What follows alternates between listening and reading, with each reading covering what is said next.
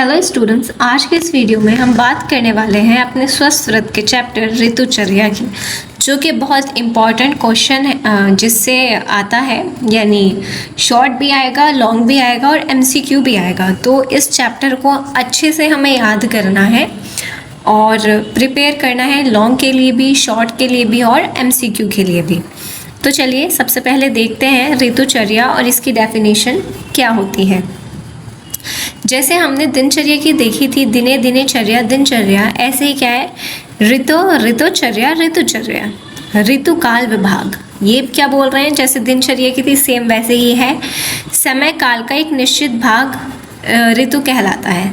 समय यानी काल, काल का एक निश्चित भाग, यानी जैसे एक समय ही तो है, एक साल एक समय है, उस साल में हमने भाग कर दिए हैं, तो उसके एक एक भाग को या फिर उनके भाग को क्या कहा जाता है, ऋतु कहा जाता है। और उस ऋतु में की जाने वाली चर्या ऋतुचर्या है। तो अब उस ऋतु में, चर्या मीन्स जो भी हम आहार विहार आचार करते हैं उस महीने में, यानी उस ऋतु में, उसे ऋतुचर्या कहते हैं। चर्या शब्द चर धातु से बना है, जिसका अर्थ होता है गति या फिर विहार या फिर भक्षण यानी आहार। अतः किसी ऋतु में किए जाने वाले आहार विहार को ऋतुचर्या कहा जाता है। अब ऋतुचर्या का महत्व क्या है? आयुर्वेद के सिद्धांत पुरुष अयम लोक सम्मितम, यानी जो संसार है और जो मनुष्य है उसमें जो भाव है वो समान है, दोनों हैं, ठीक है। अतः ऋतु परिवर्तन के, अगर हमारा बाहर का एनवायरनमेंट चेंज हो रहा है तो उसके हिसाब से हमारे अंदर के दोष धातु मल ये सब भी चेंज होते हैं। तो इसी चेंज होने की वजह से हमें उसके हिसाब से, ऋतु के हिसाब से अपना आहार और विहार चेंज करना होता है। अगर आप इसका सेवन करोगे तो दोष धातु और मल आपके जो हैं वो साम्य स्थिति में रहेंगे। इस प्रकार जो ऋतुचर्या का पालन करते हैं वो हमेशा स्वस्थ और निरोग रहते हैं। तो यहाँ तक आपको समझ आ गया होगा कि ऋतुचर्या का महत्व सबसे पहले बस यही है, जैसे दिनचर्या का था कि स्वस्थ से स्वस्थ रक्षण, कि स्वस्थ व्यक्ति के स्वास्थ्य की रक्षा करनी है। और वो कैसे करनी है कि मैं आपको ये समरी बता रही हूँ, ठीक है, कि ऋतु जैसे जैसे चेंज होता है, जैसे जैसे हमारे बाहर का एनवायरनमेंट चेंज होता है, उसी हिसाब से हमारा जो अंदर का है, यानी शरीर के अंदर की जो चीज़ें हैं, जो दोष है, धातु है, मल है, वो भी उस बाहर के एनवायरनमेंट के साथ चेंज होती हैं। तो हमें चाहिए कि हम बाहर के एनवायरनमेंट के साथ अपना आहार विहार चेंज करें ताकि हम स्वस्थ और निरोग रह सकें। अब काल विभाग की बात करते हैं तो संपूर्ण वर्ष को दो अयन, यानी दो रास्ते, अयन का मतलब रास्ता होता है, मैंने आपको लास्ट चैप्टर में भी बताया, उत्तरायण और दक्षिणायन। प्रत्येक अयन में 3 ऋतुएं हैं जिनके लक्षण और उनकी ऋतुचर्या अलग अलग है। इन ऋतु के अलग अलग होने के कारण सूर्य, चंद्रमा एवं पृथ्वी की निरंतर गति है। इससे क्वेश्चन नहीं आता एग्जाम में, ठीक है। महत्व का तो शायद वो पूछ ले कि महत्व क्या है, तो आप श्लोक ये लिख दोगे कि स्वस्थ से स्वस्थ रक्षणम और पुरुषायम लोक सम्मितम लिख दोगे। अब हम बात करते हैं उत्तरायण की। इसे आदान काल भी कहते हैं, AU आदान उत्तरायण, ठीक है। इसमें क्या होता है कि सूर्य की उत्तर दिशा में गति को उत्तरायण कहते हैं। उत्तर और अयन, उत्तर मतलब उत्तर दिशा, अयन मतलब गति, किसकी? सूर्य की। तो सूर्य की उत्तर दिशा में गति को उत्तरायण कहते हैं, जिसमें सूर्य प्राणियों के सौम्य अंश को ग्रहण कर लेता है एवं बल को छीन कर देता है। अब आपको पता है सूरज और चांद दो चीज़ें हैं, तो सूर्य तो जो है हमारा बल लेता है, ठीक है, तो वो क्या करता है कि सभी प्राणियों के सौम्य अंश को ग्रहण कर लेता है, यानी स्नेह अंश को, और बल को छीन कर देता है। और जैसे हमें पता है जो स्नेह अंश है वो बल देता है। अब दक्षिणायन देखते हैं। दक्षिणायन क्या होता है? इसमें इसे विसर्ग काल कहते हैं। इसमें सूर्य की दक्षिण दिशा में गति होती है जिसे दक्षिणायन कहते हैं, जिसमें चंद्रमा पृथ्वी में सौम्यांश पैदा करता है। वहाँ पर सूरज ले रहा था लेकिन यहाँ पर चंद्रमा है, तो यहाँ पर ये सौम्यांश को पैदा करता है और उनके बल को बढ़ाता है, बल की वृद्धि करता है। सौम्यांश पैदा करता है और बल को बढ़ाता है। वेरी इंपॉर्टेंट चीज़ ये है कि इन दोनों में डिफरेंस क्या है, मैं यहाँ पर लिख देती हूँ बच्चों के लिए जो नोट्स देखते हैं, इम्पॉर्टेंट। इम्पॉर्टेंट है ये, चलिए देखते हैं। सबसे पहले सूर्य की बात करते हैं, तो ये उत्तरायण, आदान काल और विसर्ग काल का डिफरेंस क्या होता है। प्राकृत भाव है, यहाँ आदान काल है, ये विसर्ग काल है। तो सूर्य कैसा होता है, उत्तरायण के सूर्य की गति आदान काल में उत्तर होता है, एयु से हमने याद किया था। आदान काल में उत्तरायण होता है, विसर्ग काल में दक्षिणायन होता है। वायु कैसी होती है, वो सारा बल ले लेती है, तो तीव्र और रुक्ष होती है, और इसमें अरुक्ष होती है। इसने अंश की बात करें तो आदान काल यानी सूर्य से शोषण और ह्रास होता है, कमी होती है, जबकि विसर्ग काल में चंद्रमा से जो हमारे शरीर का बल बढ़ता है और पोषण होता है। स्वभाव कैसा होता है, इसमें सूरज है तो ये आग्नेय है, इसमें चंद्रमा है तो ये सौम्य है। ऋतु की बात करें तो इसमें शिशिर, वसंत और ग्रीष्म आता है, इसमें वर्षा, शरद और हेमंत। रस की बात करें तो तिक्त, कषाय और कटु की वृद्धि यानी कटु, तिक्त, कषाय की वृद्धि होती है, और इसमें मधुर, अम्ल, लवण रस की वृद्धि होती है, क्योंकि ये शीत है, ये स्निग्ध वाले हैं, और ये रूक्ष वाले हैं, यानी ये कफ को बढ़ाते हैं, ये वात को, तो ये वात वाले हैं क्योंकि ये रूक्षता वाले हैं। बल की बात करें तो बल क्रमशः बल का ह्रास होता है और क्रमशः बल की वृद्धि होती है। कैसे, मैं आपको बताती हूँ। देखो, सबसे पहले हमारा आता है आदान काल, जिसमें शिशिर, वसंत और ग्रीष्म आते हैं। विसर्ग में वर्षा, शरद, हेमंत। कैसे याद करोगे, वैसे विसर्ग वैसे वर्षा से शुरू होता है। सही बात है। अब बात करते हैं, ये चीज़ याद कर लोगे ना कि कौन सा हिंदी का महीना है, कौन सा अंग्रेजी का, ये याद कर लोगे। मैं क्या बताऊँ इसमें, मुझे जो बताना, मैं तो बल के लिए बता रही थी आपको, ये तो आपको पता है, होशियार बच्चे हैं मेरे, ठीक है।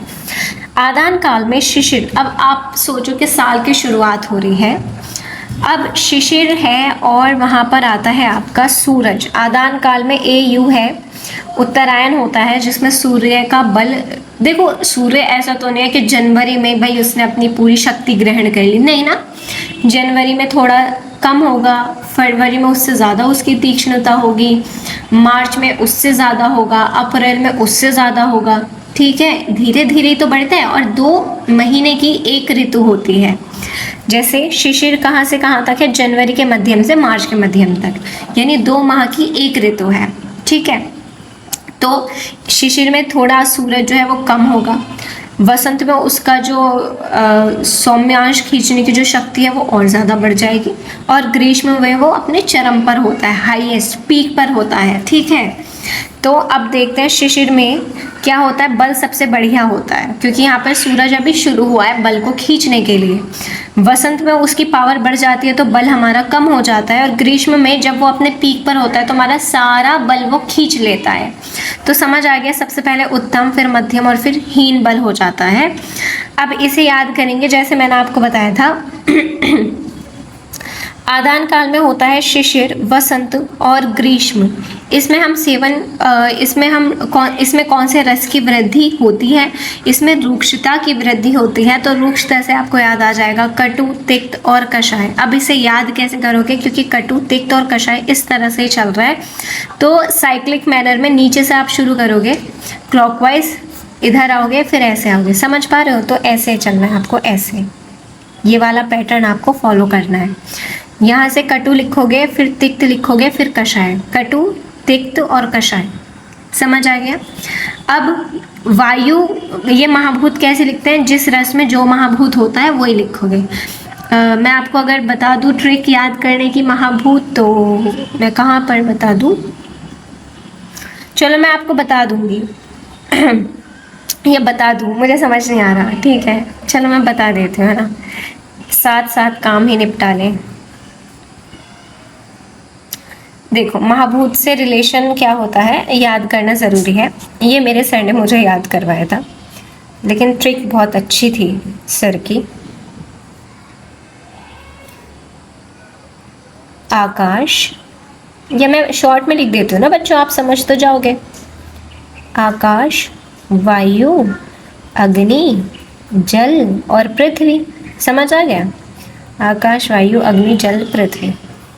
अभी इसे याद कैसे किया है हमने, 5-4, 4-3, 5-3, 3, ओहो सॉरी, ये रस, आकाश, वायु क्यों लिख रही हूँ मैं, रस लिखना है ना मुझे, तो आप भी बता नहीं रहे हो, चुप बैठे हो एकदम चलो देखो, मधुर, अम्ल, लवण कटु, तिक्त और कषाय 6 रस होते हैं। इन 6 रस के तो हमें पढ़ना है कि कौन कौन सा महाभूत होता है। तो 5 4 4 3 प्लस लगा लो, 5 4 4 3 5 3 3 2 2 1 5 2। तो अब महाभूत देखो कौन से नंबर पे कौन सा आता है, आकाश, वायु, अग्नि, जल और पृथ्वी। ठीक है, तो आकाश को नंबर 1, इसको 2, इसको 3, इसको 4, इसको 5 मिला है। ये अलग डिब्बे में बंद कर देते हैं। अब देखो, तो मधुर जो है, मधुर में कौन कौन से हो जाएंगे, 5 4 यानी 5 पे आता है पृथ्वी और जल। अम्ल में 4 और 3 यानी अग्नि और जल। लवण में 5 और 3, 5 से आ जाएगा पृथ्वी और 3 से आ जाएगा अग्नि। इस तरह से आप लिख सकते हो। इसका पंचभौतिक संगठन आप ऐसे याद कर सकते हो। तो ये महाभूत वाली लाइन याद हो जाएगी, बल वाली याद करा दी है, रस वाली। अब इधर आ जाओ विसर्ग काल पे। विसर्ग काल में अब क्या होता है, चांद बल देता है तो एकदम से तो उसे नहीं दे देगा, वो तो धीरे धीरे देगा। वर्षा में भी हीन रहेगा, शरद में थोड़ा बढ़ जाएगा हमारा बल के, क्योंकि वो हमें सौम्यांश दे रहा है, बल दे रहा है। और हेमंत ऋतु में सबसे बेस्ट हो जाता है। तो समझ आ गया, धीरे धीरे इसमें बल क्रमशः बढ़ता है और आदान काल में धीरे धीरे यानी क्रमशः हमारा बल कम होता है। इसमें भी सेम बात है। विसर्ग में हम कौन कौन सा जो रस है वो वृद्धि होती है, स्निग्ध वाली यानी मधुर, अम्ल और लवण। तो इसका कैसे सर्कल चलेगा, इस तरह, मधुर, मधुर से अम्ल पे, अम्ल से लवण पे, ऐसे ही क्लॉकवाइज साइकिल चला देंगे। तो मधुर से अम्ल, अम्ल से लवण। तो ये वाली टेबल याद हो गई होगी आपके, ये वाली भी मैंने आपको याद करा दी है। नेक्स्ट हम बात करते हैं ये वाली टेबल की। ये भी बहुत इंपॉर्टेंट है, मैं इस पर लिख दूंगी कि ये इंपॉर्टेंट है। ठीक है, देखो यहाँ पर ये क्या कह रहे हैं, दोष होता है वात, पित्त और कफ। किसका कब संचय होता है, प्रकोप होता है, शमन होता है। याद कैसे करोगे, वात, पित्त और कफ लिखोगे, फिर लिखोगे संचय, प्रकोप और शमन। टेबल बन जाएगी। सबसे पहले दोष लिखोगे, फिर संचय, प्रकोप और शमन की हेडिंग डालोगे। संचय का मतलब होता है उनका अपने स्थान पर रहकर इकट्ठा होना। प्रकोप का मतलब होता है अपने स्थान से निकलकर दूसरे स्थान पर फैलना। शमन मतलब उनका कम हो जाना। तो शिशिर क्या होता है, ये वाले। तो कफ किस में बढ़ता है, शिशिर, वसंत और ग्रीष्म। यानी संचय होता है शिशिर में, प्रकोप होता है वसंत में, शमन होता है ग्रीष्म में। इधर से शिशिर, वसंत, ग्रीष्म ऐसे चलेगा कफ का। पित्त की बात करें, वर्षा, शरद, हेमंत, इस तरह से हो जाएगा। तो शिशिर, वसंत, ग्रीष्म, वर्षा, शरद, हेमंत, ये दोनों तो याद हो गए। और आपको पता ही है, मुझसे आप कोई पूछे कफ का प्रकोप कब होता है तो मैं बता दूंगी वसंत में होता है। पित्त का शमन कब होता है तो मैं टेबल बना के बता दूंगी माइंड में सोच के कि हेमंत में होता है। अब जो बात आती है वो वात दोष की आती है। तो वात दोष की बात क्या होती है, मैं यहाँ पर लिख देती हूँ, है ना, कि वात दोष में याद रखना है हमें वी और वी। 3 वी क्यों लिखे हैं बताती हूँ। तो वात दोष की बात करें तो इसका प्रकोप कब होता है, वर्षा में होता है। वात दोष का प्रकोप कब होता है, वर्षा में। तो वर्षा के बाद कौन आता है, शरद, और वर्षा से पहले कौन आता है, ग्रीष्म। इस तरह से आप ये पूरी टेबल को बना सकते हो। सबसे पहले दोष लिखोगे वात, पित्त, कफ, इसके बाद संचय, प्रकोप और शमन लिख दोगे। उसके बाद कफ के लिए शिशिर, वसंत, ग्रीष्म लिखोगे। पित्त के लिए वर्षा, शरद, हेमंत। वात के लिए लिखोगे कि वर्षा में प्रकोप होता है तो वर्षा के बाद शरद आता है, इससे पहले ग्रीष्म, तो इसमें संचय हो जाएगा, इसमें शमन हो जाएगा। अब कोई बच्चा अगर नया है, उसे बिल्कुल नहीं पता है कि क्या होता है, मैं उसके लिए बता देती हूँ। देखो, कोई हमारा, मान लीजिए कफ की मैं बात करती हूँ, आप शिशिर जनवरी फरवरी का महीना है, उसमें जो आपका कफ होता है वो जम जाता है क्योंकि ठंडी इतनी होती है। तो अब क्या होता है, जैसे जैसे सूरज की किरणें पड़ती हैं तो वो कफ पिघलने लगता है। अब जब कफ पिघलता है तो अपने स्थान से हिलता है, अपने स्थान से निकलकर कहीं और जाता है। अब आप ये समझो बर्फ़ है, जमा हुआ है तो वो अपने स्थान पर संचित है, यानी वो दोष। अब जैसे जैसे सूरज की गर्मी बढ़ती है तो बर्फ़ पिघलता है और वो फैल जाता है ना। तो ऐसे ही जो हमारा कफ है वो पिघलता है और फिर फैलने लगता है। तो अगर अब आपने वसंत ऋतु में ऐसे उपाय नहीं किए जिससे कफ का शमन होगा, तो फिर आपको क्या हो जाएंगे, कफजन्य विकार हो जाएंगे।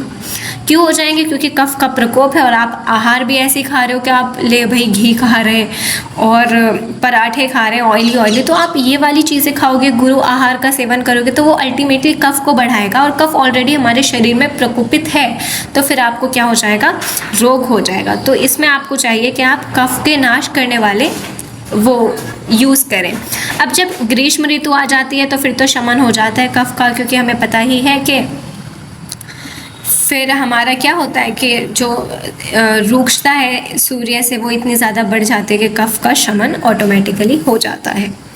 इसके बाद हम बात करते हैं, मैंने ये ट्रिपल वी क्यों लिखे हैं, इसमें चिकित्सा की बात करते हैं। तो दोष प्रकोप कौन सा किस ऋतु में होता है, तो वात का वर्षा में वी से याद कराया था। तो एक वी से वात है, एक वी से वर्षा और एक वी से वस्ती होती है। पित्त की चिकित्सा क्या होती है, पित्त होता है शरद में प्रकोपित और इसकी चिकित्सा विरेचन। कफ वसंत में प्रकोपित होता है और इसकी चिकित्सा वमन होती है। अब इस चैप्टर में आगे बढ़ने से पहले और एक एक ऋतु पढ़ने से पहले मैं आपको कुछ बताना चाहती हूँ, और वो ये है कि आप इसका सीक्वेंस याद कर लो। ठीक है, कि आदान काल में और विसर्ग काल में कौन कौन से होते हैं, सीक्वेंस क्या है। आदान काल में शिशिर वसंत ग्रीष्म याद करना है, मेरे साथ साथ याद कर लो। विसर्ग में वर्षा शरद हेमंत, जो कि याद कराया था विसर्ग और वर्षा वी से, समझ आ रहा है। तो शिशिर वसंत ग्रीष्म, वर्षा शरद हेमंत। एक बार और बोलोगे मेरे साथ, शिशिर वसंत ग्रीष्म, वर्षा शरद हेमंत। ठीक है, तो शिशिर वसंत ग्रीष्म, वर्षा शरद और हेमंत। अब मैं सबसे पहले बात करूंगी हेमंत ऋतुचर्या की। तो अब आप मुझे बताओ, हेमंत ऋतुचर्या यानी हेमंत ऋतु किस में आता है, आदान काल में या विसर्ग काल में। तो अब हम फिर से अपनी वो लाइन दोहराएंगे, शिशिर वसंत ग्रीष्म, वर्षा शरद हेमंत, यानी नीचे वाले में आ रहा है और नीचे वाले में वी से वर्षा से शुरू होता है, यानी विसर्ग काल में ये आ रहा है। अब विसर्ग काल की बात करते हैं, तो विसर्ग काल में क्या होता है, चलिए हमने पढ़ा था वो सब आपको पता ही है, होशियार हैं आप। तो इस ऋतु का लक्षण देखते हैं कि लक्षण से, ऋतु लक्षण का मतलब होता है कि एनवायरनमेंट में कैसा माहौल है, एनवायरनमेंट कैसा है। तो यहाँ पर एनवायरनमेंट कैसा है, शीत है और रूक्ष है, उत्तरी वायु चलती है, वातावरण धूल और धूम से युक्त होता है। ठीक है, अब शारीरिक स्थिति, ये ऋतु लक्षण तो है, ठीक है, ये इंपॉर्टेंट है कि इसमें होता क्या है। शीत वायु के स्पर्श से शरीर की अग्नि बाहर ना निकलकर अंदर जाकर जठराग्नि को प्रदीप्त कर देती है। अब जब शीत वायु हमारे शरीर से स्पर्श करती है तो उसकी वजह से जो शरीर की गर्मी है, ऊष्मा है, अग्नि है, वो बाहर नहीं निकल पाती और जिसकी वजह से वो अंदर ही रहकर जठराग्नि को प्रदीप्त करती है। अब जठराग्नि को प्रदीप्त करती है तो इसका क्या मतलब है, जिससे का स्वभाव से ही मात्रा गुरु एवं स्वभाव गुरु आहार को पचाने में समर्थ होती है। यानी जब आपकी अग्नि तीक्ष्ण है, तेज हो गई है, प्रज्वलित हो गई है, तो अब आपको क्या करना पड़ेगा, लघु आहार लोगे तो एकदम वो डाइजेस्ट कर देगी और आपको फिर से भूख लगने लगेगी। तो जो शीत ऋतु है उसमें आपको चाहिए कि आप गुरु स्निग्ध आहार का सेवन करो। क्यों? क्योंकि आपकी जठराग्नि जो है वो तीक्ष्ण है, वो आपका खाना अच्छे से पचा सकती है। तो इसलिए अगर आप वहाँ पर, वो दूसरी बात ये कह रहे हैं आगे कि अगर इसमें आपने अग्नि के अनुसार आहार नहीं लिया तो आपकी जठराग्नि जो है शरीर की रस आदि धातुओं को यानी टिश्यूज़ को जलाने लगती है, जिससे कि धातु क्षय जन्य वायु की वृद्धि होती है। सिर्फ सिंपल सी बात यह है कि अगर आप उस ऐसे ऋतु में हैं जो शीत ऋतु है, तो शीत ऋतु की वजह से जो आपके शरीर की ऊष्मा है वो बाहर नहीं जा पाती है और अंदर ही रह जाती है। अब वो जब अंदर रहेगी तो आपकी जठराग्नि को प्रदीप्त करेगी। जठराग्नि प्रदीप्त होने के कारण आपको स्वभाव से ही गुरु आहार का सेवन करना चाहिए। क्यों करना चाहिए? क्योंकि आपकी अग्नि जो है वो प्रदीप्त है। तो अगर आप लघु आहार का सेवन करोगे तो वो एकदम से उसका पाचन हो जाएगा और आपको फिर से भूख लगने लगेगी। तो आपको बार बार खाना ना खाना पड़े और आपको बार बार भूख ना लगे, तो आपको ये चाहिए कि आप शीत ऋतु में, सर्दी के मौसम में स्वभाव से ही ऐसे खाने का सेवन करो जो गुरु हो, स्निग्ध हो। समझ आ गया? लेकिन अगर आप ऐसा नहीं करते हैं तो इससे क्या हो जाएगा, आपकी जो अग्नि है जो इतनी ज़्यादा तीक्ष्ण और प्रज्वलित है वो आपके धातु को यानी टिश्यूज़ को जला देगी। तो उससे क्या हो जाएगा, आपका धातु का क्षय हो जाएगा। इतनी ही बात थी जो कि इम्पॉर्टेंट है हेमंत ऋतु के लिए। अब इसमें बात करते हैं आहार की कि इसमें कौन कौन सा आहार रस लेना चाहिए। जैसे मैंने आपको अभी बताया कि इसमें कौन सा आहार रस लेना चाहिए जो कि आपको गुरु, जिसका स्वभाव गुरु हो, तो मधुर, अम्ल, लवण। क्योंकि गुरु स्वभाव आप मुझे बताओ किसका होता है, कफ का होता है ना। तो कफ को बढ़ाने वाले रस का सेवन करेंगे तो वो क्या होता है, मधुर, अम्ल, लवण। देखो मेरे प्यारे बच्चों, मैं आपको आगे पढ़ाने से पहले मैं ये बोलना चाहती हूँ कि बुक में जो नोट्स हैं that is very good, align भी अच्छे से है। लेकिन मैं आपसे फिर भी कहूँगी कि ये जो 6 ऋतु है, वक्त के साथ साथ आज आप पढ़ रहे हो, आपको बहुत अच्छे से समझ आ जाएगा और सारी चीज़ें याद हो जाएंगी कि कौन सा रस किस में है, किस में क्या करना चाहिए, किस में क्या आहार है, विहार है। आई नो दैट कि आपको आज तो बहुत अच्छे से समझ आ जाएगा, लेकिन जब आप थोड़े टाइम बाद इन्हें रिवाइज़ करोगे तो आपकी सारी चीज़ें मिक्स अप हो जाएंगी। तो जब आप इस वीडियो को देख लो और इस PDF को डाउनलोड कर लो हमारे टेलीग्राम चैनल से, उसके बाद आपको बस ये चाहिए कि आप 2 जोड़े लेंगे, 2 पेपर लेंगे, यानी एक जोड़ा ले लोगे और वहाँ पर कॉमन बनाओगे आहार का। उसमें आप इस ऐसे नीचे ऐसे कॉलम बना लेना है ना, शिशिर, वसंत, ग्रीष्म, वर्षा, शरद और हेमंत के ऐसे 6 कॉलम, और यहाँ पे डालना आहार, रस, उदाहरण, फिर विहार, और फिर क्या विहार में क्या नहीं करना चाहिए, क्या करना चाहिए, वो सारी चीज़ें आप इस तरह से टेबल बना के ज़रूर से लिख लेना। क्योंकि मैंने भी ऐसे ही याद किया था और असल में अभी वो मेरी फर्स्ट ईयर की कॉपी थी तो मुझे मिल नहीं रही है, तो वरना मैं ज़रूर आपके साथ वो शेयर करती। तो इसलिए मैं आपसे वो कह रही हूँ, आपको ये एडवाइस दे रही हूँ कि आप इस तरह से ज़रूर बना लीजिएगा कि इस तरह से वर्टिकल कॉलम एक पेयर ले लेंगे, ठीक है, उसमें बहुत सारे इस तरह से कॉलम बना लेना। इधर तो आप डाल देंगे शिशिर, वसंत, ग्रीष्म, वर्षा, शरद और हेमंत। इधर डाल देंगे आहार, कौन सा रस, गुण, उसका उदाहरण, विहार क्या होना चाहिए और क्या नहीं करना चाहिए, ये सारी चीज़ें आप इस टेबल में कर लोगे। चलो, अब मुझे लगता है कि इतना बोलने के बाद आप ये काम ज़रूर करोगे अगर आप मेरे अच्छे बच्चे होंगे तो, ठीक है। गंदे बच्चे तो आप मेरे, तो कोई भी, मुझे नहीं लगता मेरा कोई भी स्टूडेंट गंदा होगा, ठीक है। तो मैं आपसे ये उम्मीद करती हूँ कि आप ये वाला काम ज़रूर करोगे। अब आहार की बात करते हैं। तो मैंने आपको बताया कि इसमें हमें ऐसा आहार विहार लेने की ज़रूरत है जो कि गुरु हो, जिसका स्वभाव गुरु हो, जिसे पचने में टाइम लगे, क्योंकि अग्नि इतनी ज़्यादा तीक्ष्ण है कि वो सब कुछ पचा देगी। तो इसलिए हमें चाहिए कि मधुर, अम्ल और लवण रस का सेवन करें। गुण कैसे होने चाहिए, स्निग्ध और गुरु होने चाहिए। तो ये दोनों चीज़ें बहुत आसान थी, इजीली आपको याद हो गई होगी। अब एग्जाम्पल क्या है, अब आपको एग्जाम्पल भी तो लिखना पड़ेगा अगर क्वेश्चन में आता है कि पूरा, क्योंकि क्वेश्चन में एक चीज़ तो नहीं पूछेगा, वो मोस्टली पूरा ही पूछ लेगा कि ये वाली ऋतु है, इसके बारे में वो सब कुछ लिखो, ठीक है। तो आपको इसी तरह से पॉइंट वाइज से सारी चीज़ें लिखनी है। अब उदाहरण की बात करते हैं तो नवीन धान्य जैसे चावल, गेहूं, जो नया चावल, नया गेहूं होता है वो गुरु होता है स्वभाव से, और जैसे जैसे वो पुराना हो जाएगा तो वो लघु हो जाएगा। तो नवीन धान्य जैसे चावल और गेहूं, हम इनका सेवन करेंगे। दूध और इससे बने पदार्थ का सेवन करेंगे, क्योंकि ये आपको स्निग्धता देते हैं, गुरु होते हैं, तो इसलिए हम इनका सेवन करेंगे। उदक, पानूप, विलेश्य एवं प्रसव प्राणियों का मांस, यानी मांस का सेवन करेंगे, उस मांस का सेवन जो कि गुरु है। तो कुछ ज़्यादा देखो, कॉमन सेंस अप्लाई करने की कोशिश करनी चाहिए। आप इतने नाम याद रखोगे क्यों ही करना है, जब आपको पता है कि हमें सिर्फ गुरु आहार का सेवन करना है। तो गुरु आनूप मीन्स, आनूप वाला क्या, आनूप वो वाला होता है जहाँ पर कफ की वृद्धि है, तो आनूप में कफ की वृद्धि है, तो कफ वाले मांस का सेवन करना है, गुरु का सेवन करना है, जिसका स्वभाव कैसा हो, गुरु गुण का हो। तो इक्षु यानी गन्ना, उड़द, तिल, ये सारे स्वभाव से ही गुरु हैं, तो इन्हीं का तो सेवन हमें करना है। वस और तेल भी गुरु है, स्निग्ध है। नवीन, मध्य, मदिरा, इसमें देख लेना कि किस में मदिरा को मना किया गया है, किस में नहीं। तो इसमें बोला गया है कि लेनी है, तो इसमें यहाँ पर कॉन्ट्राइंडिकेशन नहीं है, इंडिकेशन है। भोजन में मधु का प्रयोग करना चाहिए। उष्ण जल का प्रयोग, जैसे हम खाना खाते हुए उष्ण जल का प्रयोग करना चाहिए, ठीक है, ताकि हमें ठंडी ना लगे, इसके बाद विहार की बात करते हैं। तो विहार क्या क्या करने चाहिए, बस आप इतना अपने माइंड में रखना विहार के लिए कि आप जब सर्दी होती है तो आप करते क्या क्या हो।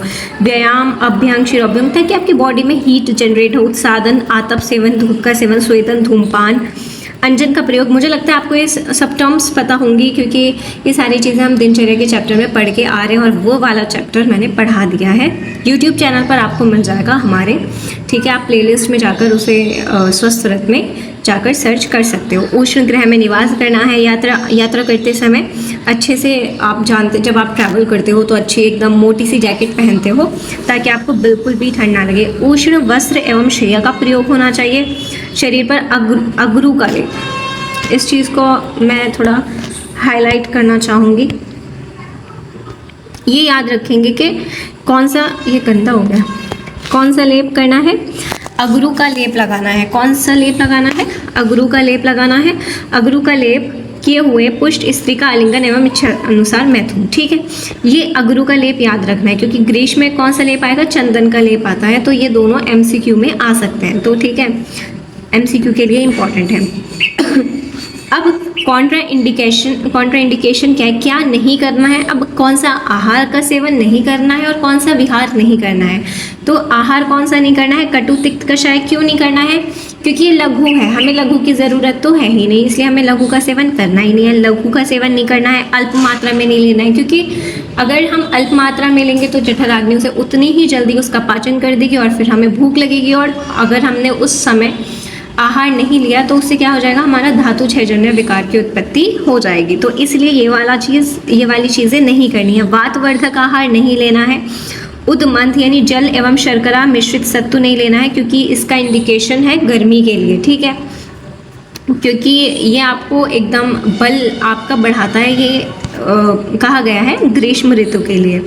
इसके बाद हम बात करते हैं शीतल वायु का सेवन, क्योंकि भाई शीतल तो ऑलरेडी है, आप ठंड में भी ठंडी हवा का सेवन करोगे तो ऐसे कैसे काम चलेगा। दिवा स्वप्न नहीं करना है। दिवा स्वप्न, देखो ये लिखा है कॉमन, मोस्टली ऋतु में दिवा स्वप्न नहीं करना है। ये दो चीज़ें बहुत कॉमन हैं जो आपको हर ऋतु में लिख के आनी है कि उदमंथ नहीं लेना है किसी भी ऋतु में एक्सेप्ट ग्रीष्म। सेम वैसे ही दिवा स्वप्न नहीं करना है किसी भी ऋतु में एक्सेप्ट ग्रीष्म। समझ आ गया।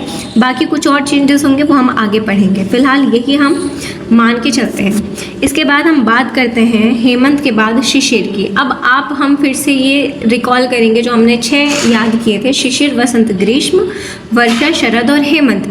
हेमंत हमने पढ़ लिया है। अब हम बात करते हैं शिशिर की। शिशिर में कौन सा काल लग जाता है, आदान काल या विसर्ग काल। तो आदान काल का यहाँ पर शुरू हो जाता है आदान काल। आदान का मतलब ये है कि सूर्य की तीक्ष्ण रूक्ष किरणें हमारी पृथ्वी पर आती हैं, राइट। अब इसमें क्या डिफरेंस है वो हम याद रखेंगे कि हेमंत और शिशिर ऋतु दोनों ही शीत हैं, दोनों ही ठंडी वाली ऋतु हैं, परंतु शिशिर काल आदान होने से इसकी वायु क्या हो जाती है, रूक्ष हो जाती है एवं बादल, वायु एवं वर्षा अधिक होती है। इस ऋतु में शीत अधिक होती है, ठीक है। अतः शिशिर ऋतु में हेमंत के समान, शिशिर ऋतु में हेमंत के जैसे ही काम करने चाहिए क्योंकि ठंडी ऋतु है।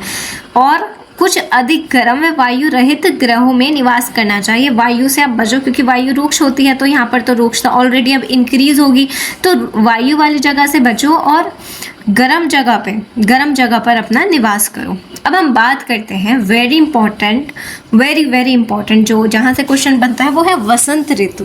वसंत ऋतु एग्जामिनर को पसंद होता है क्योंकि एकदम अटपटा सा है, इसका हमें समझ ही नहीं आता कि इसमें हो क्या रहा है, लेकिन मैं हूँ ना आपके साथ, मैं आपको बताती हूँ कि इस ऋतु में ऐसा क्या होता है जो समझ नहीं आता बच्चों को और एग्जामिनर को इतना पसंद आता है। क्योंकि बात तो यही है कि जो बच्चों को समझ नहीं आता वो एग्जामिनर को पसंद आता है, ठीक है। तो वसंत ऋतुचर्या की चलो बच्चों अब हम बात करते हैं और एकदम ध्यान से सुनिएगा। ऋतु लक्षण क्या है, दक्षिणी वायु बहती है, ठीक है। वातावरण निर्मल हो जाता है क्योंकि अब आप बढ़ रहे हो धीरे धीरे गर्मी की तरफ, समझ पा रहे हो। तो स्वच्छ एवं सूर्य की तेज किरणें निकलती हैं। अब मैं आपको फिर से अगर लेके चलूँ पीछे, तो यहाँ से आपको अगर याद हो, मैं पीछे आपको बाद में लेके जाऊँगी। आप पहले मुझे बताओ कि आपने वो टेबल याद की है जिसमें मैंने आपको संचय, प्रकोप और शमन बताया था। वीडियो रोको, ठीक है, और पहले उसे याद करो। अब आप मुझे बताओगे कि वसंत ऋतु में किसका प्रकोप होता है। बताओ वसंत ऋतु में होता है कफ का प्रकोप। मैं आपको एक बार दिखा देती हूँ कि कहाँ होता है, कहाँ गया। हाँ, तो वसंत ऋतु में किसका प्रकोप होता है? कफ का प्रकोप होता है। बस इस चीज को पकड़ना है। संचय किस में हो गया? शिशिर में इकट्ठा हो गया वो। प्रकोप उसका वसंत में हो गया, शमन उसका ग्रीष्म में हो जाएगा। लेकिन बात याद रखने की, हम वसंत पढ़ रहे हैं तो वसंत में कफ का प्रकोप होता है। चलिए अब हम देखते हैं वसंत ऋतुचर्या। इसमें शारीरिक स्थिति देखो, हेमंत व शिशिर में संचित हुआ, जैसे अभी मैंने बताया कि शिशिर में कफ का संचय हुआ था। अब कफ सूर्य की किरणों से पिघलकर द्रव बनकर शरीर की अग्नि को कम करके कफजन्य रोगों को उत्पन्न करता है, अतः इसमें कफ नाशक उपचार करना चाहिए। अब ये क्या बोल दिया इन्होंने, हम आपको समझाते हैं। अब देखो, एक बर्फ है, बर्फ की एक उपमा लेकर समझो। बर्फ था जो कि जम गया था शिशिर में, बर्फ था जम गया था शिशिर में। अब जैसे जैसे सूरज की किरणें हुई, वसंत आया, वसंत ऋतु जब आया तो सूरज की किरणें इतनी तेज हो गई हैं, इतनी तीक्ष्ण हो गई हैं कि जो हमारा वो बर्फ था वो पिघलने लगा। अब कफ का सोचो, जो कफ संचय हुआ था शिशिर में, अब वसंत में आके वो पिघलने लगा। तो यही तो उन्होंने बोला कि हेमंत व शिशिर में संचित हुआ कफ अब सूर्य की किरणों से पिघलकर द्रव बनकर यानी लिक्विड बनकर शरीर की अग्नि को कम करके, अब जब कफ पिघलेगा, जैसे बर्फ पिघलेगा तो आग को बुझा देगा, वैसे ही जैसे कफ पिघलेगा अपने स्थान से हटेगा और अग्नि के पास आएगा तो अग्नि को कम कर देगा। तो अग्नि को कम करके कफजन्य रोगों को उत्पन्न करता है। अब जैसे जैसे बर्फ पिघल रहा है तो पानी की मात्रा बढ़ रही है। पानी, अगर आपने पानी को उस वक्त कंट्रोल नहीं किया तो बाढ़ आ जाएगी। ठीक वही बात है। तो अगर आपने यहाँ पर कफ को कंट्रोल नहीं किया यानी कफ नाशक उपचार नहीं किया तो उससे आपको कफजन्य रोग उत्पन्न करता है। समझ आ गया?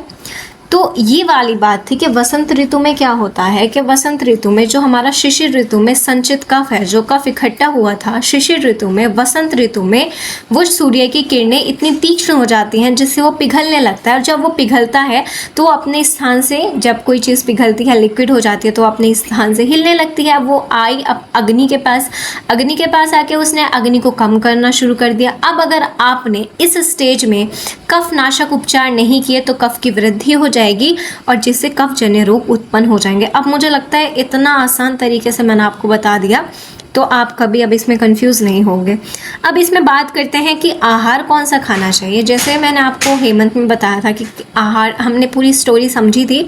अब यहाँ पर हमें क्या करना है, कफ का नाश करना है ना मेरे प्यारे बच्चों। तो कफ का नाश करेंगे, कैसे करेंगे? कफ का नाश करना यानी वात को बढ़ाना। कफ एंड वात, देखो मैंने पता है क्या है, कफ इज इनवर्सली प्रोपोर्शनल टू वात। कफ को कम करना है तो वात को बढ़ाना पड़ेगा। वात को कौन बढ़ाता है? कटु, तिक्त और कषाय। समझ आ गया? वात को कौन बढ़ाता है? कटु, तिक्त और कषाय। गुण क्या होता है इसका? लघु होता है। कोई, मुझे तो इसमें कोई संशय नहीं हो रहा, मुझे इसमें कोई प्रॉब्लम नहीं हो रही, क्योंकि कटु, तिक्त, कषाय तो लघु ही होते हैं, क्योंकि वो वात को बढ़ा रहे हैं और वात को तो गुण ही लघु है। लघु से ही तो लघु मतलब जो सेम चीज़ है, सामान्य वृद्धि कारणम, तो सामान्य ही तो वृद्धि का कारण है। ये तीनों लघु हैं, जब भी तो वात का प्रकोप होता है इन तीनों से। ठीक है, अब हम बात करते हैं इनके एग्जाम्पल की। वहाँ पर मैंने बात की थी कि नया आपको अन्न का सेवन करना है, नया गेहूँ, नया चावल। यहाँ पर आपको पुराना गेहूँ, पुराना चावल यूज़ करना है। वहाँ पर मैंने आपको बताया था कि आपको आनुक मास का सेवन करना है, तो यहाँ पर मैं आपको बताऊँगी कि आपको जांगल मास का सेवन करना है।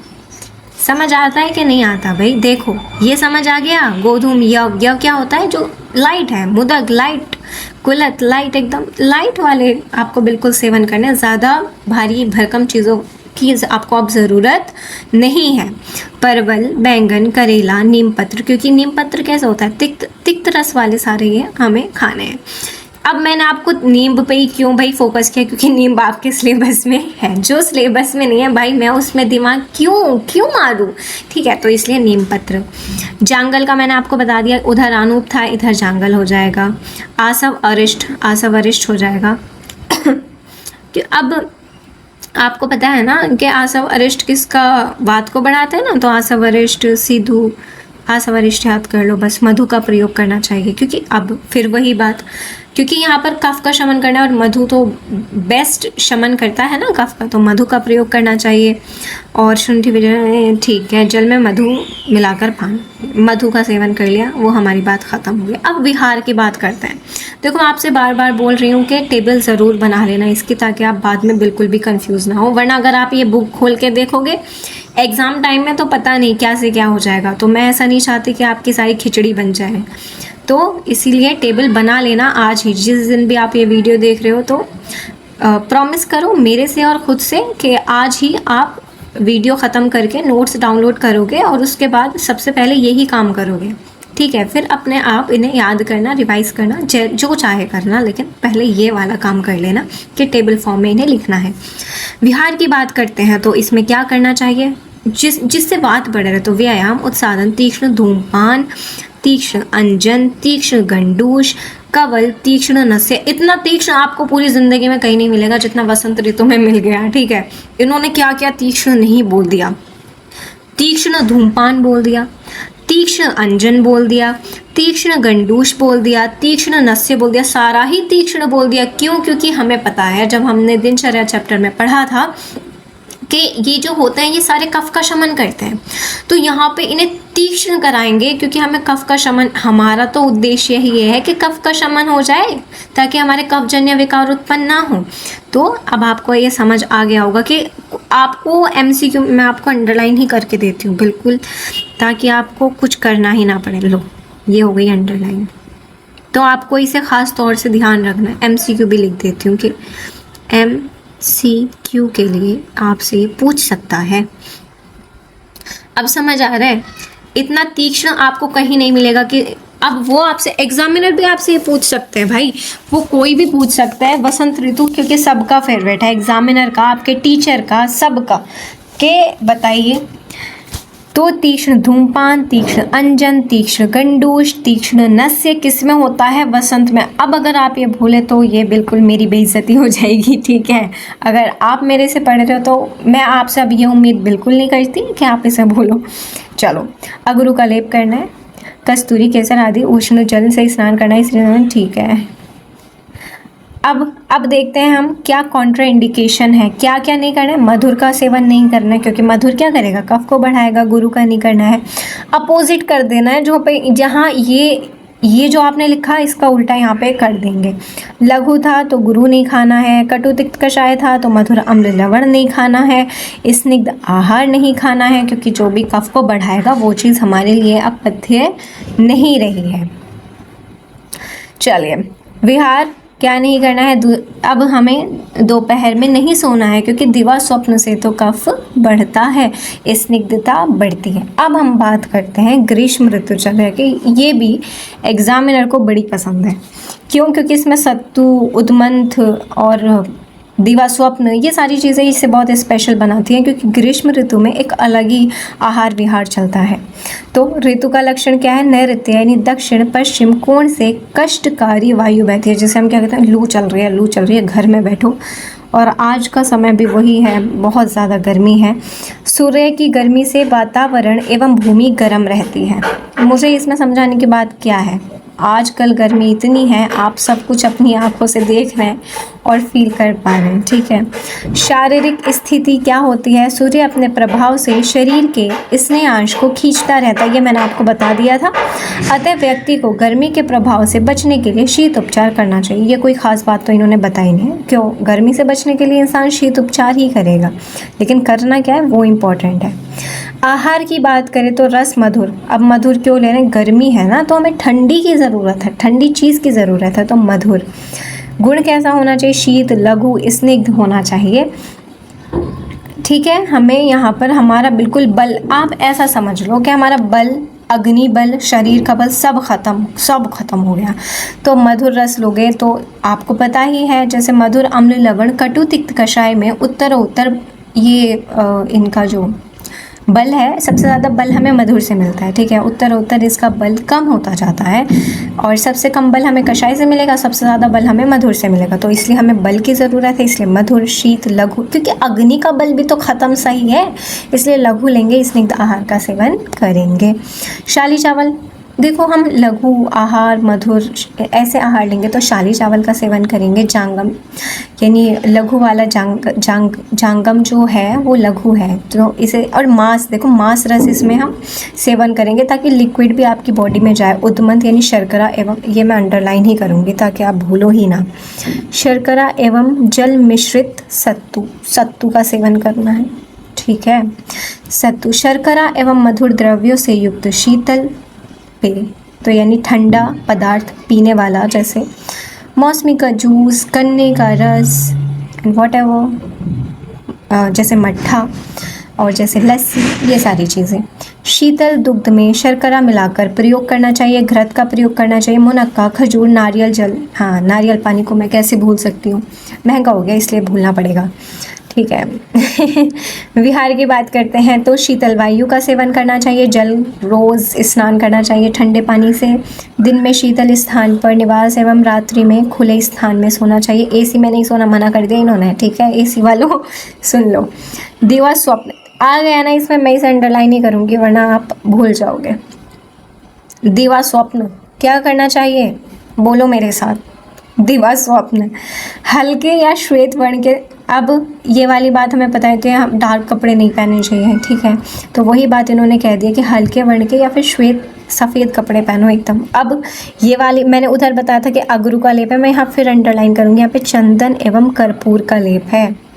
किसका लेप है, चंदन एवं कर्पूर का लेप है। और चंदन और पानी से ठंडे किए हुए हैं पंखों से हाथ के स्पर्श से मोती और मणियों से शोभित होकर पलंग पर सोना चाहिए। और जंगल, झरने एवं पुष्पों का सेवन करना। समझ आ गया। ग्रीष्म ऋतु एकदम ज़बरदस्त है, इसमें वो सारी चीज़ें हैं जो हम करते हैं, लेकिन जो एग्जामिनर पता है क्या पूछेगा, एक तो ये लेप वाला क्वेश्चन आता है, दिवा स्वप्न, और एक उद्मंत वाला मैंने अंडरलाइन नहीं किया है क्या, हाँ किया है ना, ये रहा। बस ये तीनों चीज़ें इसे खास बनाती हैं। अब क्या नहीं करना है, कटु अम्ल लवण नहीं खाना है, क्यों, गर्मी ऑलरेडी इतनी है, अम्ल लवण कटु, फिर वही बात है ना, इन्होंने उल्टा लिख दिया तो आप भी उल्टे ही हो जाते हो, पलट जाते हो एकदम मुंह के बल। तो शिशिर, वसंत, ग्रीष्म, वर्षा, तो ये तीन किसको बढ़ाते हैं, पित्त को, तो यही तो लिखा है इन्होंने, आगे पीछे कर दिया बस। सॉरी, मधुर, अम्ल, लवण और कटु, अम्ल लवण कटु ही तो बढ़ाते हैं ना पित्त को, तो अम्ल लवण कटु ही तो लिखा है, अम्ल लवण कटु, तो पित्त को बढ़ाने वाले का तो सेवन करना ही नहीं है भाई। बाहर ही इतनी गर्मी है, जो मैं अंदर की गर्मी क्यों ऐसा मैं अपने ऊपर जुल्म करूं, ठीक है। मद्य का सेवन नहीं करना है, क्योंकि ये क्या होती है, गर्म होती है। मद्य का सेवन हमने पढ़ा था शिशिर में। विहार की बात करते हैं तो धूप का सेवन नहीं करना, उष्ण सेवन, मैथुन नहीं करना है, ठीक है, व्यायाम नहीं करना है। अब प्रावरट हमारे सिलेबस में नहीं है तो हम इसे छोड़ देंगे, आप चाहो तो एक बार इसे पढ़ लेना, कोई दिक्कत नहीं है। वैसे तो क्वेश्चन इससे आना बहुत मुश्किल है, आ गया तो वही आपका हाल होना है और वही और बच्चों का हाल होना है, ठीक है।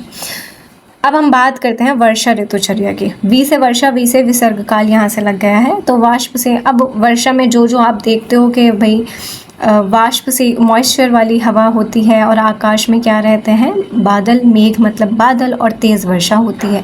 शारीरिक स्थिति क्या होती है, आदान काल तो ख़त्म हो गया, अब विसर्ग काल चल गया, तो आदान काल के प्रभाव से शरीर जो है वो कमज़ोर हो गया, क्योंकि सूर्य ने हमारी सारी एनर्जी खींच ली है, उस हमारा सारा स्नेहांश, सारा बल उसने हमारा ले लिया, वो सब कुछ हमारा ले गया, छोड़ा है तो हमारा दुर्बल शरीर। अब इस शरीर को हमें बल प्रदान करना है, कैसे होगा आगे तक आप हमारे साथ बने रहिए, हम आपको बताते हैं कि कैसे आपके शरीर को बल मिले।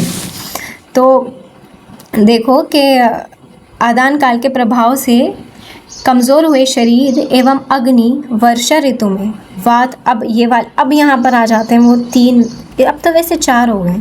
वी से वर्षा, वी से विसर्ग काल, वी से वात का प्रकोप और वी से वस्ती कर्म करते हैं। समझ आ गया, कितनी बढ़िया बात है ये। 4V4, 4V लिखूँ या V4 लिखूँ, जो भी आपको अच्छा लगे, ये आपकी मर्ज़ी है, मैंने आप पे छोड़ दिया, ठीक। अब आगे बात करते हैं कमज़ोर हो जाते हैं सारी चीज़ें।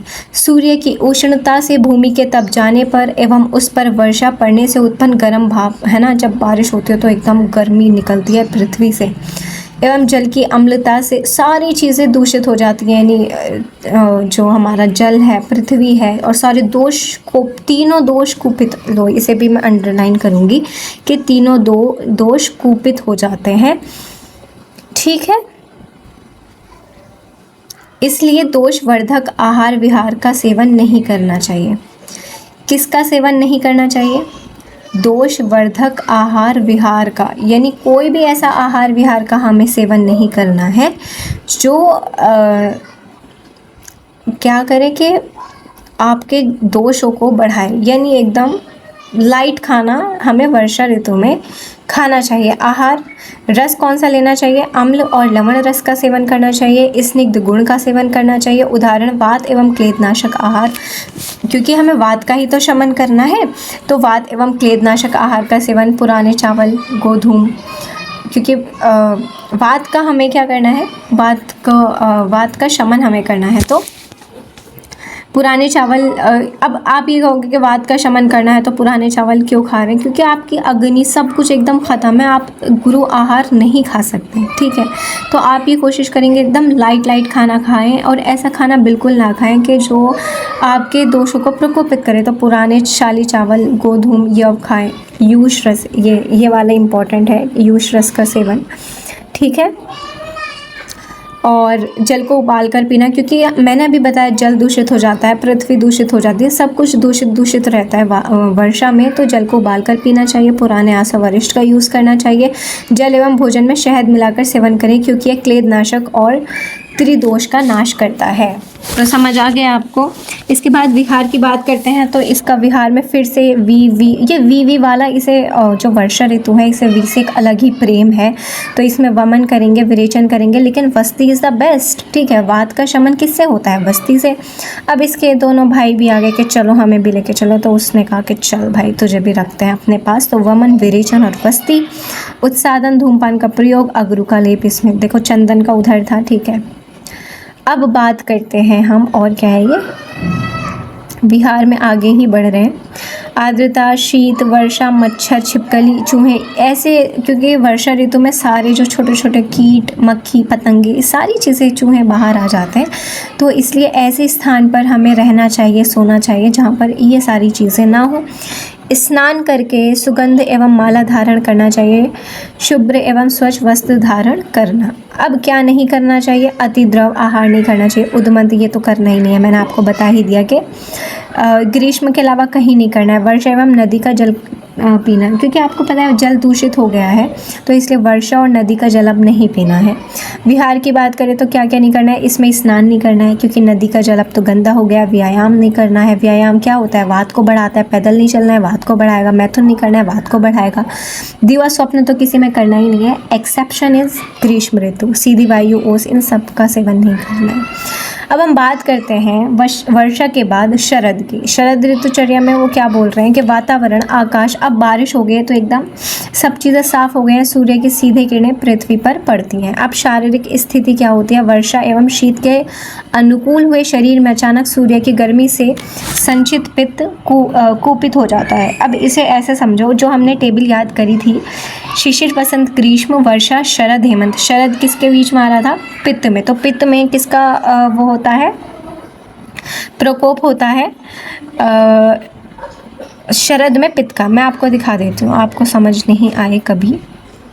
शरद में पित्त का प्रकोप होता है, जैसे कि कफ में वसंत का और वात में वर्षा में वात का और वसंत में कफ का हो रहा था, वैसे ही शरद का प्रकोप। देखो, इसके लिए ना ये वाली चीज़ याद करना आपके लिए बहुत ज़रूरी है। शरद ऋतु को समझना है ना, तो ये वाली चीज़ तो एकदम रट लो। जैसे वसंत के लिए मैंने आपको रटवाया था कि वसंत में कफ का प्रकोप होता है, ऐसे ही शरद के लिए रट लो कि पित्त का प्रकोप होता है शरद में। और वर्षा के लिए मैंने आपको रटा दिया था कि वात का प्रकोप होता है। तो शरद में पित्त का प्रकोप होता है। आ जाइए अब वापस से अपने शरद। हाँ, तो शरद में किसका हो गया?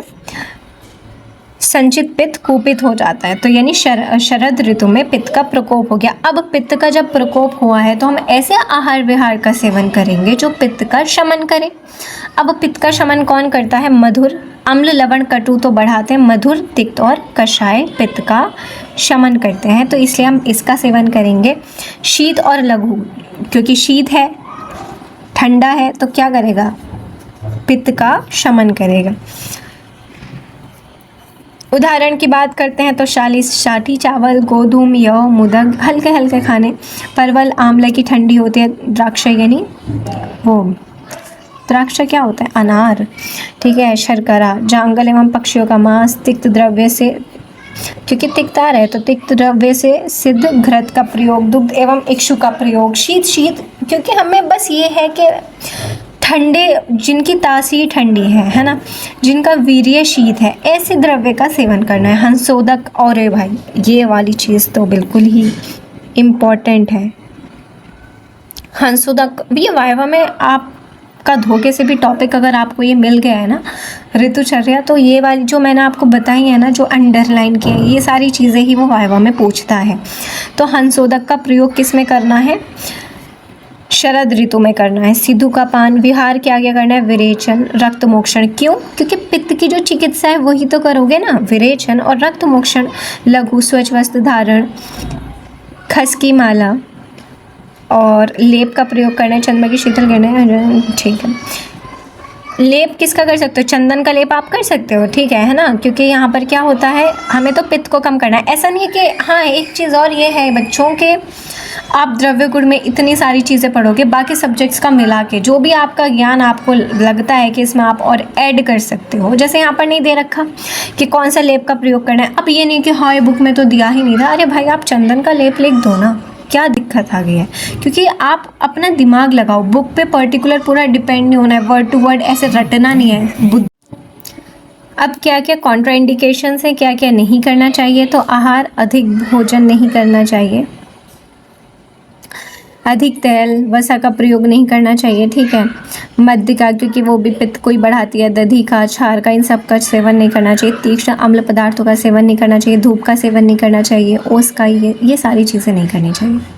अब हंसोदक मोस्ट इम्पॉर्टेंट, ये इससे MCQ भी बनेगा आपका, शॉर्ट क्वेश्चन में भी ये लग के आ सकता है कि शरद ऋतु का वर्णन करते हुए हंसोदक बताइए। तो चलिए देखते हैं। दिन में सूर्य की किरणों से गर्म हो गया, जो दिन में सूर्य की किरणों से तो हो गया गर्म, रात्रि में चंद्रमा की शीतल किरणों से ठंडा हो गया। दिन में सूर्य की किरणों से गर्म हो गया, रात में चंद्रमा की किरणों से ठंडा हो गया। काल स्वभाव से पका हुआ, दोष रहित, अगस्त्य नक्षत्र के, नक्षत्र मीन्स तारा, अगस्त्य नक्षत्र के प्रभाव से विष रहित जल को हंसोदक कहते हैं। यानी टोटल इन्होंने कितने पॉइंट कहे, मैं आपको ऐसे याद ही कराऊंगी। सबसे पहले पॉइंट इन्होंने कहा है कि सूर्य की किरणों से गर्म हुआ हुआ। दूसरा इन्होंने कहा कि रात्रि में चंद्रमा की शीतल से जो ठंडा हुआ है। चलिए, तो दो चीज़ हमने पढ़ ली हैं बच्चों। बीच में कॉल्स आ जाती हैं तो मेरा माइंड थोड़ा डिस्टर्ब हो जाता है। चलिए, तो अब हमारा कहाँ तक पहुँचे थे हम? दो हमने पढ़ लिया है, थर्ड की बात करते हैं। थर्ड में आ जाएगा कि काल स्वभाव से पका हुआ, काल स्वभाव से पका हुआ। चौथा पॉइंट आता है दोष रहित जो है। पांचवा आता है अगस्त्य नक्षत्र यानी तारे के प्रभाव से विष रहित, ये वाला वर्ड याद रखना बच्चों। विष रहित जल जो होता है उसे क्या कहते हैं? हंसोदक। तो सबसे पहले सूर्य की किरणों से जो गर्म होके जो गर्म हुआ है, और जो रात्रि में चंद्रमा की किरणों से जो शीतल हुआ है, ठंडा हुआ है, काल स्वभाव से जो पक गया है, जो दोष रहित है, अगस्त्य नक्षत्र के प्रभाव से विष रहित हुआ है। किसके प्रभाव से विष रहित हुआ है? वो तारे के प्रभाव से। कौन से तारे के? अगस्त्य, ठीक है, विष रहित हो गया तो उसे क्या कहते हैं? हंस उदक। हंस प्लस उदक, उदक मीन्स जल। हंस का मतलब क्या है? इसे हंस पीना पसंद करते हैं, यानी कहने का ये मतलब होता है कि हंस जो है वो एकदम स्वच्छ, बढ़िया, प्योर जल पीते हैं। तो ये भी उसी के समान है, अमृत के समान ये जल कहा जाता है। और ये शरद ऋतु में निर्मल एवं पवित्र होता है, इसलिए अब यहाँ पे एक बार क्वेश्चन आया था कि बताइए जो हंसोदक है वो किस किस चीज़ के लिए यूज़ होता है। तो आप और हम क्या सोचते हैं जब हम लाइन टू लाइन नहीं पढ़ेंगे कि हंसोदक तो जब हम पढ़ते हैं ऋतुचर्या में तो पीने के लिए यूज़ होता होगा। तो ऑप्शंस में क्या था, स्नान, पान, अवगाहन एंड ऑल ऑफ दीज। जिसने ऑल ऑफ दीज लगा दिया उसकी बल्ले बल्ले, वरना जिन्होंने पान लगाया वो कट गया। तो इसमें हम सारे स्नान भी करते हैं उससे, पान यानी उसे पीते भी हैं, अवगाहन के लिए भी यूज़ करते हैं, और ये उत्तम है और अमृत के समान इसके गुण होते हैं। ठीक है, इस जल को हंसों के द्वारा, अच्छा ये तो लाइन लिखी है, ये फर्स्ट ईयर में याद था मुझे कि फर्स्ट ईयर की बुक में, इस जल को हंसों के द्वारा पीने योग्य या उनके द्वारा विचरण करने योग्य होने के कारण हंसोदक कहते हैं, क्योंकि हंस स्वच्छ जल में रहते हैं। भाव प्रकाश ने दिन में सूर्य की किरणों से गर्म तथा रात्रि में चंद्रमा की शीतल किरणों से ठंडे जल को अंशोदक कहा है। समझ पा रहे हो? इसे याद कर लो एमसीक्यू के लिए कि ये तो आचार्य चरक ने बताया है, बाकी जो भाव प्रकाश हैं तो इन्होंने क्या बोला है कि बस इन्होंने दो ही शुरू के दो ले लिए, सूर्य और चंद्रमा वाला, और कह दिया कि वो अंश उदक है। ठीक है, अब यम दंष्ट्रा, यम से याद करो कम, यम से याद क्या करोगे कम, कम से अब क्या याद करेंगे, कार्तिक के अंतिम 8 दिन। किसके अंतिम 8 दिन? कार्तिक के। तो के से आ जाएगा कार्तिक, एम से आ जाएगा मार्गशीर्ष। तो कार्तिक के अंतिम 8 दिन और मार्गशीर्ष के शुरू के 8 दिन यम दंष्ट्रा यानी यम की दाढ़ कहलाते हैं। यम मतलब यमराज, क्योंकि इनमें कम भोजन करने वाला ही जीवित अर्थात स्वस्थ रहता है। आपको समझ नहीं आया होगा, मुझे भी ऐसे ही लगता है। मैं आपको बताती हूँ, अब आप समझ लो कि मार्च का महीना चल रहा है और मार्च का जो आखिरी हफ्ता है यानी 23 से 30 तारीख तक, वो तो हो गया है उसके लास्ट के 8 दिन, और जो अप्रैल के जो शुरू के 1 से 8 तारीख तक जो 8 दिन हैं, इन दोनों को मिलाकर जो 14 दिन बनते हैं, 14 ही हो गए ना, ये तो 16 हो जाएंगे। 8 1 8, 8 2 16। तो इन्होंने ऐसे लिखा ही नहीं है कितने दिन हो रहे हैं, तो हम भी बात क्यों करें, चलो छोड़ो। अगर मान कहने के लिए 16 दिन ही हो रहे हैं, 8 और 8, ठीक है। तो जो ये 16 डेज मिलाकर हुआ, इन्हें क्या कहा जाता है, यम दंष्ट्रा, क्योंकि ये ऋतु संधि से अलग है। कैसे अलग है वो हम पढ़ेंगे।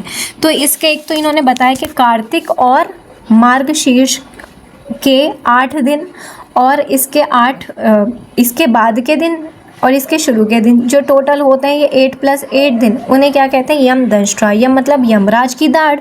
क्यों ऐसा कहा जाता है? क्योंकि इसमें जो कम भोजन करता है, तो कम से तो एक तो ये वाली ट्रिक याद हो जाएगी और एक कम से ये याद हो जाएगा कि कम भोजन करने वाला ही जीवित या स्वस्थ रहता है। अब ऋतु संधि की बात करते हैं कि वर्तमान ऋतु के अंतिम सप्ताह में ऋतु संधि में ये कह रहे हैं कि वर्तमान ऋतु के अंतिम सप्ताह में, इसमें इन्होंने 7 डेज लिए हैं। ठीक है, कि अंतिम सप्ताह और आगामी ऋतु जो भी आने वाली है उसके पहला हफ्ता, तो टोटल कितने हो गए, 14 डेज। तो इसे क्या कहते हैं, ऋतु संधि। अब इसमें क्या करना चाहिए, जो हमारी ऋतु अभी चल रही है उसे धीरे धीरे, जो उसका आहार विहार है उसे धीरे धीरे छोड़ो, और जो आने वाली ऋतु है उसका धीरे धीरे सेवन करना शुरू कर दो। क्यों ऐसा क्यों करना चाहिए? क्योंकि अगर आप किसी चीज़ को सहसा छोड़ेंगे, अचानक छोड़ोगे और दूसरी चीज़ को अचानक खाना शुरू करोगे, तो इससे आपको असात्मजन्य विकार हो सकते हैं। इसलिए आपको ऐसा नहीं करना चाहिए। एमसीक्यू के लिए इम्पोर्टेंट है। ऋतु हरितकी की बात करें तो ये वाली टेबल आपके लिए याद करना इम्पोर्टेंट है। इसकी ट्रिक मैं आपको बता देती हूँ।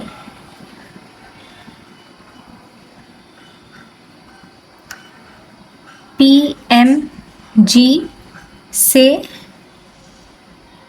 चक्षु, ठीक है। ये कुछ ट्रिक ऐसी मज़ेदार तो नहीं है, लेकिन हाँ मेरा तो इससे काम बन गया। ठीक है, मैंने तो ऐसे ही याद किया, तो आप भी ऐसे ही बस एवं याद कर लो कि P पिपली, M से आ जाएगा मधु, G से आ जाएगा गुड़, C से आ जाएगा सेंधव लवण, शक से आ जाएगा शर्करा और शु से आ जाएगा शुंठी, शर्करा और शुंठी। और शिशिर, बसंत, ग्रीष्म, वर्षा, शरद, हेमंत। ऋतु विपर्य क्या होता है कि तुल्य आहार विहार सेवन करने से वात आदि दोष